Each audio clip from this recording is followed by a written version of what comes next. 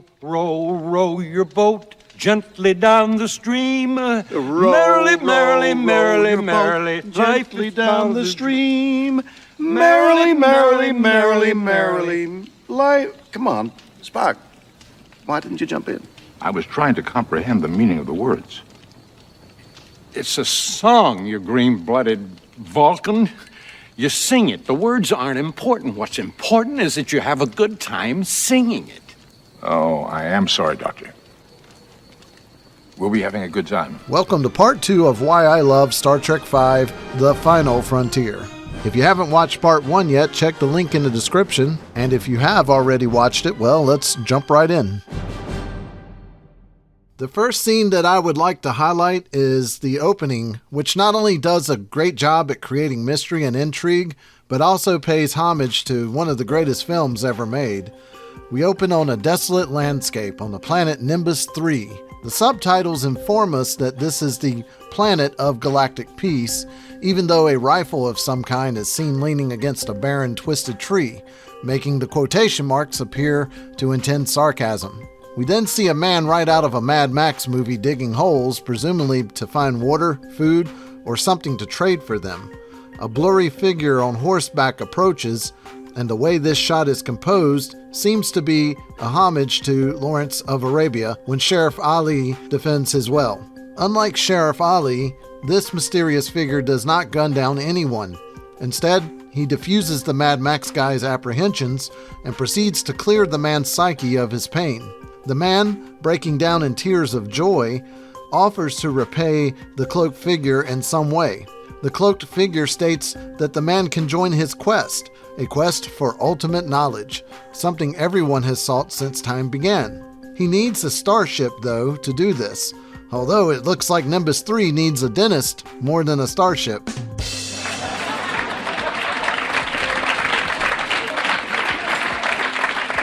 As the cloaked figure claims that faith is all that is needed to get a starship, he removes his hood to reveal the pointed ears of a Vulcan.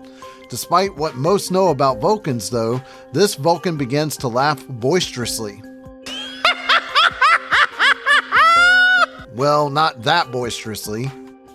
The silhouetted Vulcan is seen against the sun, transitioning into the main title sequence. Maybe Shatner intended this zoom shot to represent the contrast of light and dark in the Vulcan's quest, how it is noble to seek God, but how his methods and his hubris darken and deform his quest. I remember how shocking it was to see a Vulcan behave with such overt emotion in 1989, at least outside of mirror universes and alien water boos.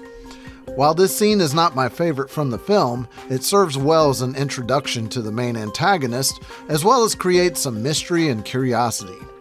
Added to this is the sense of excitement I feel when those 8 notes of the classic Star Trek fanfare are heard, which then blast into the excellent and exhilarating theme by Jerry Goldsmith, the first time a Trek film had used this theme since the motion picture a decade earlier. Speaking of the music for this film, I am going to cheat on my prescribed outline for this review and hold off covering the next scene so I can take a moment to point out what a phenomenal score this film has. The late Jerry Goldsmith already proved he could compose emotionally charged music that perfectly accompanies a Star Trek film with his work on the motion picture, the only Trek film with a theatrical overture dedicated just to the musical score. While James Horner's work on Star Trek 2 and 3 features some of my favorite Trek film music, I cannot ignore how much Horner stole from existing classical works. Goldsmith's work, which at times does its fair share of inspiration from classical pieces, still comes across as more authentic, unified by his style and aesthetic, than Horner's work. Heck, Horner even stole from himself quite often, as his score from Battle Beyond the Stars sounds very much like parts from his work on The Wrath of Khan. But back to Star Trek V score. I wish I could play you some of my favorite sections from this score, but copyright restrictions being what they are on YouTube, I can only encourage you, dear viewer, to take time to listen to this wonderful symphony of Star Trek that Goldsmith has composed. My favorite track is A Busy Man, so that is a good place to start. I wonder if one of the reasons they brought Goldsmith back for this film is due to his theme from the motion picture being adopted as the one for The Next Generation. One quick note about this score before we move on to the next scene is how Goldsmith brings back his theme for the Cleons from the motion picture.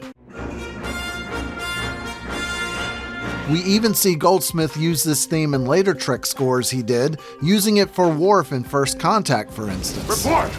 Main power's offline. We've lost shields. Our weapon. Again, check this score out if you haven't already, as it is one of the top reasons I love The Final Frontier. The next scene to highlight is the first campfire scene where we see Kirk, Spock, and Bones enjoying some shore leave at Yosemite National Park in California. One of the prime reasons I really enjoy this film is how much it focuses on these three characters. Granted, the other main crew members of the Enterprise do have things to do and say, but these often seem out of character and mishandled. I know this ship like the back of my hand.